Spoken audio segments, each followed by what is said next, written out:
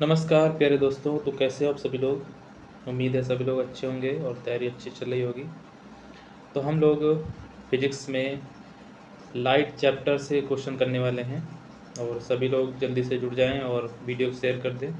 जिसने चैनल को सब्सक्राइब नहीं किया है तो जल्दी से सब्सक्राइब कर लो। और चलिए फिर हम लोग क्वेश्चन करते हैं।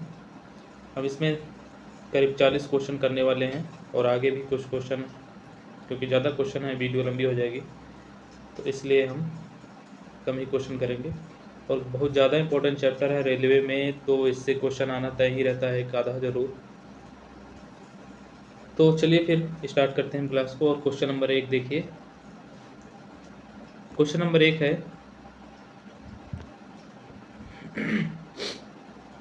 कोलाइडी कणों द्वारा प्रकाश के प्रकीर्णन की घटना से डॉट डॉट होता है। ये कोलाइडी कणों द्वारा यहाँ पे प्रकाश के प्रकीर्णन की जो घटना होती है ये किस प्रभाव पे आधारित होता है। ठीक है, पूर्ण आंतरिक परावर्तन पे या टिंडल प्रभाव पे या वर्ण विक्षेपण पे या प्रकाश का अपवर्तन पे। तो कोलाइडी कणों से प्रकाश के प्रकीर्णन की जो घटना है ये आपका टिंडल प्रभाव कहलाता है। ठीक है, टिंडल प्रभाव कहलाता है। कोलाइडी कण होते हैं जिसमें आपको प्रकाश जाता है तो उन कणों से टकराकर इधर उधर जिगजैग चला जाता है, भाग जाता है, इधर उधर फैल जाता है, तो प्रकाश का प्रकीर्णन हो जाता है। इस घटना को टिंडल प्रभाव कहते हैं। ठीक है, पूर्ण आंतरिक परावर्तन तो पता है क्या होता है। जब आपतन कोण का मान क्रांतिक कोण से भी क्या हो, ज़्यादा हो जाए, तो वहाँ पे पूर्ण आंतरिक परावर्तन की घटना होती है। वर्ण विक्षेपण क्या होता है, प्रकाश का 7 रंगों में टूटना। प्रकाश का 7 रंगों में टूटना, है ना, 7 रंगों में टूटना, ये क्या कहलाता है, वर्ण विक्षेपण। अपवर्तन का मतलब क्या होता है, जब प्रकाश एक माध्यम से दूसरे माध्यम में चला जाता है तो प्रकाश का अपवर्तन कहलाता है। ठीक है, चलिए अपवर्तन के बारे में पढ़ा ही होगा कि जब प्रकाश एक माध्यम से दूसरे माध्यम में जाता है तो कई सारी घटनाएं होती हैं। जैसे मान लो कि अपवर्तन की बहुत सारे, जैसे मान लो पानी में पड़ी छड़ टेढ़ी प्रतीत होती है ना, पानी में पड़ा नींबू बड़ा सा प्रतीत होता है। ये सारी घटनाएं क्या होती हैं, अपवर्तन की होती हैं। चलिए क्वेश्चन नंबर, इसके बाद हम 2 में आ जाएंगे। क्वेश्चन नंबर 2 है नीले लाल प्रकाश को समान मात्रा में मिश्रित करने पर रंग का प्रदर्शित निर्मित, यहाँ पे रंग का प्रकाश निर्मित होगा। किस रंग का प्रकाश निर्मित होगा, तो नीला और लाल जब मिला देते हैं समान मात्रा में तो बन जाता है मैजेंटा। ठीक है, कौन सा रंग बनता है, मैजेंटा रंग बन जाता है। तो इसका आंसर क्या हो जाएगा, मैजेंटा रंग। ठीक है, चलिए क्वेश्चन नंबर इसके बाद 3 में आ जाएंगे। 3 नंबर क्वेश्चन है हरे, यहाँ पे हीरे का अपवर्तनांक यहाँ पे दिया है 2.42, है ना। तो हीरे में प्रकाश की चाल ज्ञात करें। हीरे में प्रकाश की चाल ज्ञात करना है। तो किसी माध्यम में प्रकाश की चाल का फार्मूला होता है n बराबर होता है c/v होता है। जहाँ पे c क्या है, प्रकाश की चाल है, v वेग है माध्यम प्रकाश का, और n क्या है, अपवर्तनांक होता है। तो अगर हमको प्रकाश की चाल निकालना है किसमें, हीरे में, तो v बराबर हो जाएगा c/n। तो यहाँ से c का मान कितना होता है, 3 × 10⁸ होता है प्रकाश की चाल, बटे में अपवर्तनांक कितना हो जाएगा 2.42। तो इसको जब डिवाइड करेंगे तो ये लगभग आ जाएगा आपका 1.24 × 10⁻⁸ कितना हो जाएगा 8। ठीक है, यहाँ पे 8 हो जाएगा, सब जगह 8 8 है, यहाँ 5 है। तो ये 1.24 × 10⁸8, ठीक, मीटर पर सेकेंड ये हो जाएगा। ठीक है, आपको प्रकाश की चाल को इसके अपवर्तनांक से डिवाइड कर देना है तो आपका हीरे में जो प्रकाश की चाल होगी वो निकल आएगी। चलिए क्वेश्चन नंबर 3 के बाद आ जाएंगे क्वेश्चन नंबर 4 में। क्वेश्चन नंबर 4 है वस्तु को अवतल दर्पण के सामने कहाँ पर रखने पर छोटा प्रतिबिंब निर्मित होता है। देखो, जैसे अवतल दर्पण है और ये मुख्य अक्ष है। तो ये वक्रता त्रिज्या है सेंटर, इसकी आधी दूरी पर फोकस होता है और यहाँ पे इनफाइनाइट होता है। वक्रता केंद्र पे अगर वस्तु रखी है तो सेम आकार का बनता है उल्टा, लेकिन अगर हम यहाँ से इससे इधर कहीं भी रखेंगे वक्रता केंद्र से, और यहाँ पे आपका पोल रख देते हैं, पोल और वक्रता केंद्र के बीच में कहीं भी रखेंगे तो क्या बनेगा, नहीं यहाँ पे आपका वक्रता केंद्र और इनफाइनाइट इसके बीच में अगर हम कहीं भी रखेंगे इनफाइनाइट पे या इसके बीच में, तो आपका क्या बनेगा, छोटा बनेगा, क्योंकि हमको छोटा प्रतिबिंब चाहिए। ठीक है, तो छोटा कब मिलेगा, तो ध्रुव और फोकस के मध्य में, नहीं ध्रुव और फोकस के मध्य में रखेंगे तो बड़ा बनेगा।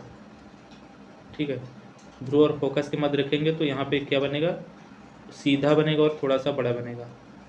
वक्रता केंद्र पे रखेंगे तो बराबर बनेगा, तो ये भी गलत है, ये भी गलत है।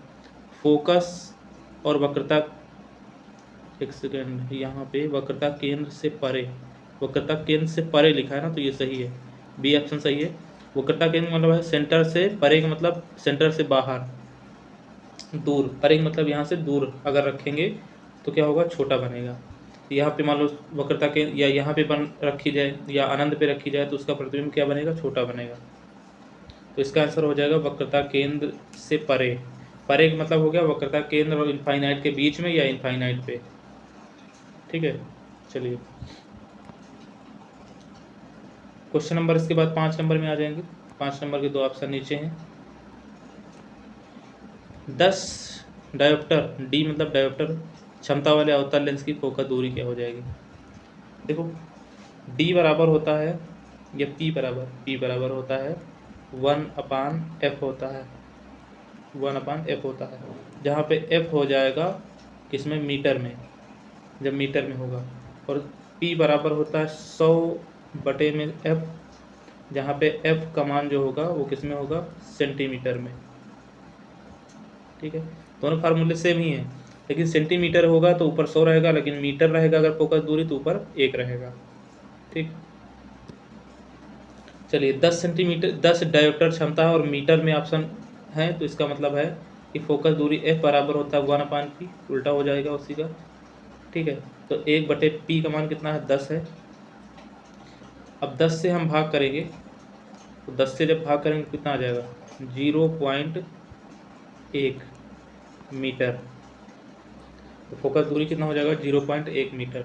यहाँ पे पॉजिटिव है तो पॉजिटिव रहेगा, तो इसका आंसर कितना हो जाएगा, इसका आंसर हो जाएगा नीचे वाला, यहाँ पे सी ऑप्शन। ठीक है, इसका आंसर क्या हो जाएगा, सी ऑप्शन, 0.1 मीटर। चलिए क्वेश्चन नंबर इसके बाद आ जाएंगे हम 6 नंबर पे। 6 नंबर क्वेश्चन देखिए, सामान्य नेत्र से नेत्र लेंस से रेटिना की दूरी 2.5 सेंटीमीटर होती है। ठीक है, जब यह नेत्र से 25 सेंटीमीटर की दूरी पर स्थित इसके निकटतम बिंदु पर केंद्रित होता है तो नेत्र लेंस की क्षमता कितनी है। देखो क्षमता बताना है और ये सब सेंटीमीटर में दिया है, इसका मतलब ऊपर 100 रहेगा। तो यहाँ पे क्या हो जाएगा, फार्मूला होता है लेंस का 1/f बराबर 1/v माइनस 1/u, ये होता है। इसी फार्मूले से हम निकालेंगे, पहले हम फोकस दूरी निकालेंगे, तो 1/f बराबर हो जाएगा 1/v, और v का मान कौन सा हो जाएगा, तो देखो नेत्र लेंस से रेटिना की दूरी कितनी है, 2.5। रेटिना पे प्रतिबिंब बनता है तो प्रतिबिंब और नेत्र लेंस से दूरी, ठीक है, यही v का मान होता है, तो 2.5 हो जाएगा, और ऊपर कितना हो जाएगा 100, क्योंकि फोकस यहाँ पे दूरी किसमें है, सेंटीमीटर में। इसके बाद माइनस रहेगा और 1/u का मान तो हमेशा निगेटिव होता है, 25 हो जाएगा, ये भी 100 ऊपर रहेगा, तो 1/f यहाँ से निकाल लेंगे, दशमलव हटाएंगे ऊपर 0 हो जाएगा, 1000 को 25 से भाग करो कितना आ जाएगा, 40 आ जाएगा, और ये माइनस माइनस प्लस हो जाएगा, तो प्लस, और 25 चौको 100 तो 4 हो जाएगा। तो 1/f बराबर कितना होता है, 44, और 1/f बराबर 44 दिया है, तो ये तो पता है कि 1/f बराबर होता है p बराबर 1/f, तो इसका मतलब है कि जो 44 है ये क्या है, पी का मान है। तो इसका मतलब क्षमता कितनी हो जाएगी, 44 डायोप्टर। ठीक है, दूसरे तरीके से भी निकाल सकते हैं, अलग अलग तरीके, 2 तरीके हैं इसके, इसे अलग अलग हम क्षमता निकाल के जोड़ लेंगे। चलिए क्वेश्चन नंबर 7 में आ जाइए। 7 में कहा गया है कि उत्तल दर्पण में दर्पण के पीछे बना प्रतिबिंब किस प्रकार का होता है। उत्तल दर्पण, जो उत्तल दर्पण होता है ऐसे, इसमें सारे प्रतिबिंब यहाँ पीछे बनते हैं, वो चाहे जहाँ पे रखो सारे फोकस और पोल के बीच ही बनते हैं, और सभी सीधा बनते हैं, और जितने भी सीधा प्रतिबिंब होते हैं सभी क्या होते हैं, आभासी होते हैं। आभासी और सीधा, वास्तविक और उल्टा होता है। तो कैसे बनेगा, सीधा और आभासी। सभी सीधे प्रतिबिंब क्या होते हैं, आभासी होते हैं, और वास्तविक उल्टा होते हैं। ठीक है, तो इसका आंसर क्या हो जाएगा, ए। चलिए क्वेश्चन नंबर 7 के बाद आ जाएंगे 8 नंबर पे। और 8 नंबर थोड़ा सा देखिए, ये सारे क्वेश्चन देखो ग्रुप डी 2022 में ही आया था ये पेपर में। ठीक है, ग्रुप डी का है तो मान लो अभी एनटीपीसी लोको पायलट में भी आ सकता है। क्वेश्चन है गोली दर्पण, गोली दर्पण की वक्रता केंद्र के संदर्भ में निम्नलिखित में से कौन से कथन सही है। अब गोली दर्पण है, दर्पण के बारे में जानते हैं, कोई भी दर्पण है, अब ये नहीं बताया गया कौन सा दर्पण है, उत्तल दर्पण अवतल दर्पण, कोई दर्पण है। इसमें कहा गया कि गोली दर्पण के वक्रता केंद्र से गुजरने वाली प्रकाश की किरण विपरीत दिशा में अपने पथ पर पुनः अनुरेखित करती है। देखो कोई भी दर्पण होता है, अवतल दर्पण, उत्तल दर्पण, ठीक है, वक्रता केंद्र से अगर कोई रेखा जाएगी ऐसे, मतलब कोई किरण जाएगी तो वो पुनः लौट आती है उसी जगह पे, ऐसे जा रही है तो वो पुनः लौट जाएगी सेंटर पे, तो ये वाला सही है। इसके बाद है गोली दर्पण के वक्रता केंद्र पर निर्मित प्रतिबिंब, वक्रता केंद्र पर निर्मित प्रतिबिंब वस्तु के समान आकार का होता है। ठीक है, तो ये वाला सही है, ये भी सही, क्योंकि अवतल दर्पण पे क्या होता है, समान आकार का होता है। तीसरा है गोली, यहाँ पे गोली दर्पण के वक्रता केंद्र पर निर्मित प्रतिबिंब वास्तविक उल्टा, क्योंकि अवतल दर्पण पे यहाँ पे जो प्रतिबिंब बनता है समान आकार का बनता है, वो वास्तविक उल्टा बनता है। ठीक है, तो ये भी वाला सही है, इसका मतलब इसके तीनों सही है, तो आंसर कौन सा हो जाएगा, बी। ये सारे बताया गया अवतल दर्पण के बारे में, अवतल दर्पण से ही निकाल के इसके सारे आंसर सही हो रहे हैं। ठीक है, तो बी आंसर हो जाएगा, तीनों सही है। क्वेश्चन नंबर 8 के बाद आ जाएंगे 9 नंबर में। 9 नंबर देखिए थोड़ा सा बड़ा है क्वेश्चन, इसको हम और बड़ा कर देते हैं। देखिए क्वेश्चन नंबर 9 छिप गया थोड़ा सा, क्वेश्चन नंबर 9 है कि मान लीजिए कि किसी लड़के के सामने जादुई दर्पण रखा है, एक लड़का है उसके सामने जादुई दर्पण रखा है। परिणाम स्वरूप बोला जा रहा है कि लड़का देखता है कि उसके सिर का प्रतिबिंब समान आकार का है। सिर का प्रतिबिंब कैसा है, समान आकार का है।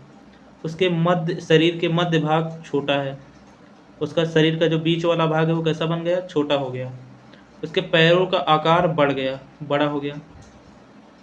इसलिए शीर्ष से नीचे तक, मतलब ऊपर से लेकर नीचे तक जादुई दर्पण निम्नलिखित में से कौन से प्रतिबिंब प्रदर्शित करता है ना। तो कौन सा दर्पण होगा जो ये प्रदर्शित कर रहा है कि पहले ऊपर समान आकार का बनेगा, ऊपर कैसा बनेगा, समान आकार का, उसका खोपड़ी समान दिख रही है उसी के बराबर, और बीच वाला छोटा हो गया, बीच में उसका शरीर छोटा दिख रहा है, और नीचे जो पैर हैं वो बड़े दिख रहे हैं। तो इसका मतलब है कि समान आकार का कौन बनाता है, तो समतल दर्पण बनाता है। समतल दर्पण समान आकार का। छोटा कौन बनाता है, उत्तल दर्पण छोटा बनाता है, और अवतल दर्पण क्या बनाता है, बड़ा। अवतल दर्पण क्या बनाता है, इसको बड़ा बना देता है। ठीक है, तो इसका आंसर क्या हो जाएगा, ऊपर समतल, फिर उत्तल, फिर अवतल, समतल उत्तल अवतल। आंसर कौन सा हो जाएगा इसका, सी, समतल उत्तल अवतल। ठीक है, क्वेश्चन समझ में आ गया होगा कि एक लड़का है जादुई दर्पण के सामने खड़ा है, और दर्पण में वो देखता है कि उसका खोपड़ी तो समान है, बराबर आकार की दिख रही है, लेकिन उसका पेट मतलब मध्य भाग उसका छोटा हो गया और पैर बहुत बड़े दिख रहे हैं। तो इसका मतलब है कि समान आकार का समतल बनाता है समतल दर्पण, छोटा उत्तल दर्पण बनाता है और बड़ा उत्तल दर्पण बनाता है। ठीक है, चलिए क्वेश्चन नंबर 9 हो गया। इसके बाद 10 नंबर में आएंगे। 10 नंबर क्वेश्चन देखिए। क्वेश्चन नंबर 10 है कि जल में डूबे हुए कुछ कंचों को देखने पर उनका आकार वास्तविक आकार से बड़ा दिखाई देता है। ऐसा इसलिए होता है क्योंकि जल एक के रूप में कार्य करता है। किसके रूप में कार्य करता है? देखो यहाँ पे उत्तल लेंस है, अवतल लेंस है, समतल दर्पण है, समतल अवतल लेंस है। ठीक है, सबसे पहले देखो हमने बताया था कि छोटा प्रतिबिंब कौन बनाता है? छोटा प्रतिबिंब बनाता है उत्तल दर्पण,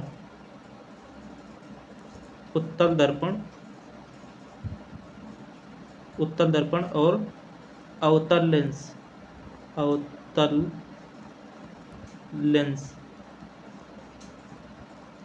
बड़ा प्रतिबिंब कौन बनाता है? तो बड़ा प्रतिबिंब बनाता है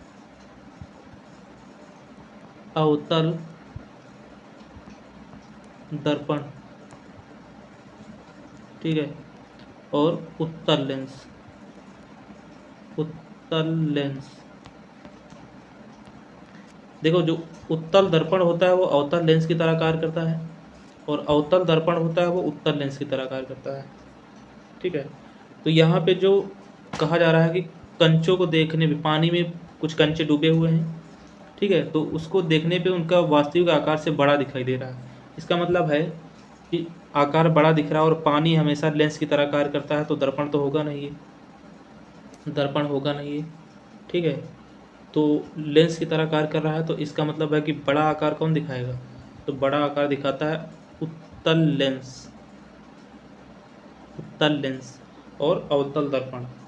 ठीक है, तो इसको याद रखिए कि बड़ा आकार कौन दिखाता है? अवतल दर्पण, उत्तल लेंस। छोटा आकार दिखाता है उत्तल दर्पण, अवतल लेंस। ठीक, उत्तल दर्पण अवतल लेंस की तरह कार्य करता है और अवतल दर्पण उत्तल लेंस की तरह कार्य करता है। ठीक है, 10 नंबर के बाद आइए 11 नंबर में। 11 नंबर क्वेश्चन है कि मान लीजिए कि एक चिकित्सक द्वारा प्लस में, देखो यहाँ क्षमता दी है 2.5 के संशोधन लेंस की सलाह दी गई। इस लेंस की फोकस दूरी बताइए। तो फोकस दूरी पता है कि फोकस दूरी क्या होती है? F बराबर होता है 1/P। ठीक है, और ऑप्शन सेंटीमीटर में है तो इसका मतलब 100/P हो जाएगा। तो F बराबर कितना हो जाएगा? 100/P का मान 2.5 दिया है। अब जब दशमलव हटा देंगे तो ऊपर एक जीरो और हो जाएगा, पर काट देंगे इसको तो 25 चौको 100, मतलब कितना हो जाएगा? 40 सेंटीमीटर। पॉजिटिव है तो पॉजिटिव आएगा, पॉजिटिव है तो कैसा आएगा? पॉजिटिव में, तो इसका आंसर कितना हो जाएगा? C। ठीक है, चलिए, और ये बताइए कि जो लेंस की क्षमता पॉजिटिव है किसकी होती है हमेशा? तो ये होती है उत्तल लेंस की, उत्तल लेंस। उत्तल लेंस की क्षमता क्या होती है? पॉजिटिव होती है। चलिए, क्वेश्चन नंबर 11 के बाद आ जाइए 12 नंबर में। यदि एक उत्तल लेंस की क्षमता 3 डायोप्टर है, उत्तल लेंस की क्षमता देखो पॉजिटिव है, 3 डायोप्टर है, तो फोकस दूरी ज्ञात करें। फोकस दूरी F बराबर क्या हो जाएगा? 1/3। P नीचे रहेगा तो 3 रख दो मान, तो उसका कितना हो जाएगा? 0.333 करके आएगा, और मीटर में है तो मीटर आएगा। सेंटीमीटर होता तो 100/3 रखते हैं हम, तो F का मान कितना हो गया? 0.33 प्लस में रहेगा, क्योंकि उत्तल लेंस की क्षमता और फोकस दूरी क्या होती है? पॉजिटिव होती है। ठीक, क्वेश्चन नंबर 12 के बाद आ जाएंगे हम किसमें? 13 नंबर में। 13 नंबर क्वेश्चन देखिए, मुख्य अक्ष पर स्थित वह बिंदु जो गोली दर्पण के पोल और फोकस के बीच की दूरी के दुगुनी दूरी पर स्थित होता है कहलाता है। क्या कहलाता है? अगर आपको पता है कि मुख्य अक्ष है, इसके सामने एक दर्पण रखा है, यहाँ पोल होता है यहाँ फोकस होता है और इसकी दुगनी दूरी पर सेंटर होता है। जितना ये दूरी होता है उसका डबल दूरी पे ये होता है इससे। तो इसका मतलब है कि फोकस P और F के बीच की दूरी के दुगनी दूरी पे क्या होता है, तो ये क्या है, वक्रता केंद्र होता है। इसको क्या कहते हैं, वक्रता केंद्र। आंसर क्या हो जाएगा, डी। चलिए क्वेश्चन नंबर 13 के बाद 14 नंबर में आ जाइए। क्वेश्चन नंबर 14 देखिए, संरक्षित क्षेत्रों की स्थापना का उद्देश्य होता है। संरक्षित क्षेत्रों की स्थापना का उद्देश्य क्या होता है? ऑप्शन देखिए नीचे है। ऑप्शन है कि मानव बस्तियों के निर्माण को रोकना, लुप्तप्राय जानवरों की रक्षा करना, प्राकृतिक परितंत्र को संरक्षित करना और पर्यटन स्थलों को विकसित करना, है ना। तो कहा जा रहा है इसमें कि संरक्षित क्षेत्रों की स्थापना का उद्देश्य क्या है, संरक्षण।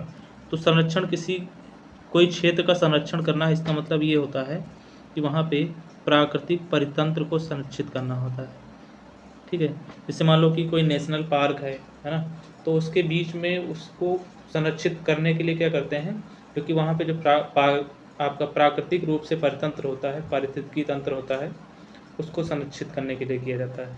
ठीक, संरक्षण। तो सी आंसर हो जाएगा इसका। इसके बाद 15 नंबर में आ जाएंगे हम। 15 नंबर में कहा गया है कि किसी वस्तु को 15 सेंटीमीटर फोकस दूरी वाले अवतल लेंस के सामने 30 सेंटीमीटर दूरी पर रखा गया, निर्मित प्रतिबिंब कैसा होगा। देखो, इसको फार्मूले से भी लगा सकते हो और अगर नहीं तो इसको हम डायग्राम से भी लगा सकते हैं। जैसे एक अवतल दर्पण है, अवतल दर्पण की बात हो रही है, ये P होता है, इससे यहाँ पे फोकस दूरी होता है और इस फोकस दूरी से डबल दूरी पे होता है आपका वक्रता केंद्र, फिर यहाँ पे होता है इनफाइनाइट। इसमें कहा गया एक वस्तु को 15 सेंटीमीटर फोकस दूरी वाले, फोकस दूरी कितना है, 15 है, तो इसका मतलब ये दूरी कितना है, 15, अवतल दर्पण के सामने 30 सेंटीमीटर दूरी पर रखा है। अगर फोकस दूरी 15 है तो इसका मतलब वक्रता केंद्र की दूरी कितनी हो जाएगी, 30 हो जाएगी, यहाँ से यहाँ तक। और इसमें कहा गया है कि वस्तु को कहाँ रखा गया है, 30 सेंटीमीटर की दूरी पे, तो इसका मतलब वस्तु कहाँ पे है, वो वक्रता केंद्र पे ही बना है। और वक्रता केंद्र पे जो वस्तु बनती है वो समान आकार की बनती है, समान आकार की बनती है। उसके बाद है वास्तविक और उल्टा बनती है, वास्तविक और उल्टा। तो इसका मतलब है कि यहाँ पे क्या हो जाएगा आंसर, वास्तविक और उल्टा। ठीक, वास्तविक और उल्टा। और नहीं तो इसको आप ऐसे भी लगा सकते हैं। देखिए, अगर फार्मूले से लगाना है तो अवतल दर्पण के लिए फार्मूला 1/f बराबर 1/v प्लस 1/u होता है। ठीक है, फोकस दूरी दिया है 15, तो फोकस दूरी यहाँ पे क्या हो जाएगा, फोकस दूरी माइनस हो जाएगा, पॉजिटिव हो जाएगा। फोकस दूरी क्या होता है, इधर होता है ना, तो माइनस हो जाएगा। तो 1/15 रख के देंगे यहाँ पे माइनस में, 1/v का मान तो निकालना ही है, और यहाँ पे u का मान भी क्या होता है, माइनस में होता है, तो माइनस u कितना हो जाएगा, 30। अब ये इधर आ जाएगा। लेकिन हमसे ये पूछा जा रहा है कि वास्तविक और उल्टा कैसा बनेगा, तो इसके लिए v का मान निकालोगे पहले, इधर आएगा 1/15 माइनस में है और 1/30 प्लस में है, बराबर 1/v हो जाएगा। ठीक है, यहाँ पे 2 से ऊपर नीचे गुणा कर दो तो नीचे 30 हो जाएगा और ऊपर हो जाएगा कितना, -1। तो इसका मतलब v का मान कितना हो जाएगा, -30 बनेगा। और माइनस का मतलब होता है उल्टा, उल्टा बनेगा। और वास्तविक और उल्टा ऐसे भी लगा सकते हैं, फार्मूले से लगा लो या फिर हमने डायग्राम से, जो आपका अवतल दर्पण का मुख्य अक्ष के साथ डायग्राम बनता है उससे। तो क्वेश्चन नंबर 15 के बाद आ जाएंगे 16 नंबर पे। 16 नंबर में कहा गया कि एक माध्यम के निरपेक्ष अपवर्तनांक का मान हमेशा क्या होता है, 1 से अधिक होता है। इसको याद रखेंगे कि एक माध्यम के निरपेक्ष अपवर्तनांक का मान हमेशा क्या होता है, 1 से अधिक होता है। चलिए 16 के बाद आ जाएंगे 17 नंबर पे।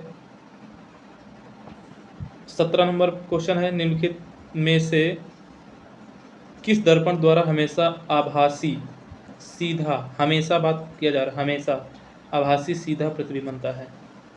ठीक है, तो देखो अवतल दर्पण भी सीधा बनाता है, उत्तल दर्पण भी सीधा बनाता है, लेकिन अवतल दर्पण उल्टा भी बनाता है, इसलिए हमेशा की जब बात किया जाएगा तो यहाँ पे उत्तल दर्पण सीधा बनाता है,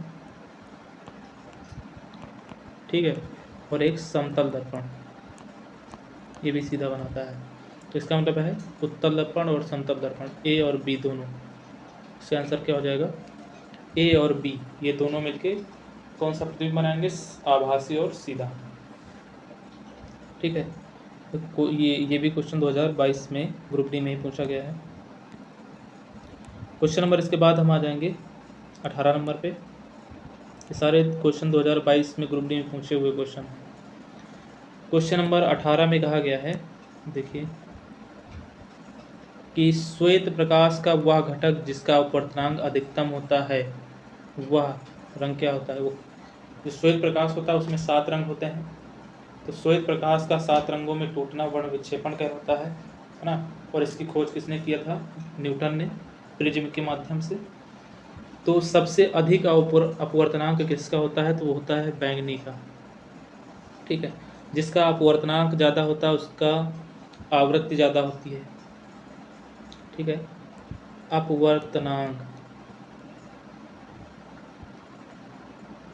अपवर्तनांक जिसका ज़्यादा होता है उसकी आवृत्ति भी ज़्यादा होती है, ऊर्जा भी ज़्यादा होती है, ठीक है। तो अपवर्तनांक भी ज़्यादा, आवृत्ति भी ज़्यादा, ऊर्जा भी ज़्यादा, लेकिन तरंग दैर्ध्य कम होती है, ठीक है। तो बैंगनी रंग की अपवर्तनांक ज़्यादा होता है, सबसे ज़्यादा बैंगनी रंग का, उसकी आवृत्ति भी ज़्यादा होती है, उसकी ऊर्जा भी ज़्यादा होती है। लाल रंग का तरंग दैर्ध्य ज़्यादा होता है और सब कुछ कम होता है, ठीक। चलिए क्वेश्चन नंबर 18 के बाद 19 में आ जाएंगे।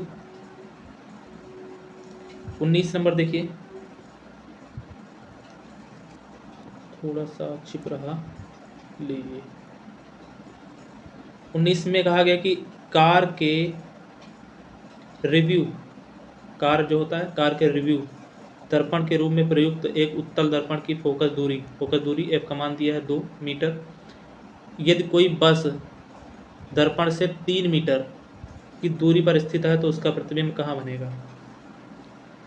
चलिए, फोकस दूरी दिया है उत्तल दर्पण का फोकस दूरी पॉजिटिव होता है, तो 1/, कितना हो जाएगा 2, और 1/v का मान निकालना है क्योंकि प्रतिबिंब कहाँ बनेगा ये पूछ रहा है, और दर्पण के लिए पॉजिटिव होता है तो प्लस 1/u का मान तो नेगेटिव रहेगा हमेशा। अब ये इधर आएगा तो 1/v बराबर हो जाएगा 1/2 प्लस 1/, कितना हो जाएगा 3। इसको जब जोड़ेंगे तो 1/v बराबर कितना हो जाएगा? ऊपर 5 हो जाएगा, नीचे 6 हो जाएगा। उल्टा करेंगे तो जब v का मान निकालना है तो 6/5 हो जाएगा, डिवाइड कर दो इसको, तो 5 के 5, 5 दूनी 10, 2.5, 1.2, ठीक, 1.2 मीटर इसका प्रतिबिंब बनेगा। तो आंसर क्या हो जाएगा? सी, ठीक है, आंसर हो जाएगा सी। चलिए क्वेश्चन नंबर इसके बाद हम देखेंगे कौन सा? 20 नंबर क्वेश्चन देखते हैं और लास्ट क्वेश्चन 20 ही करते हैं, इसके बाद अगले वीडियो में देखेंगे। लास्ट क्वेश्चन 20 नंबर देखते हैं। क्वेश्चन नंबर 20 में कहा गया कि गहरे समुद्र में पानी का रंग नीला किसके कारण दिखाई देता है? गहरे समुद्र में पानी का रंग नीला दिखाई देता है ना। तो नीला किसके कारण दिखाई देता है? आकाश का रंग नीला दिखाई देता है, गहरे समुद्र का रंग भी नीला दिखाई देता है। इन सब का कारण क्या होता है? बताइए जल्दी से, इन सब का कारण क्या होता है? गहरे समुद्र का पानी का रंग नीला दिखाई देता है, इसका कारण क्या होता है? तो कारण क्या होता है कि नीला रंग सबसे ज़्यादा फैल जाता है ना। और फैलना का मतलब ये होता है प्रकीर्णन, इसका मतलब है प्रकाश के प्रकीर्णन के कारण क्या होता है? आकाश का रंग भी नीला दिखाई देता है और आपका समुद्र का रंग भी नीला दिखाई देता है, यही कारण होता है, ठीक है। तो 20 क्वेश्चन फिजिक्स लाइट चैप्टर से हो गए हैं। अब ये आपको 20, 40, 60 क्वेश्चन और कराएंगे, ठीक। तो मिलते हैं नेक्स्ट वीडियो में, आज के लिए इतना ही, धन्यवाद।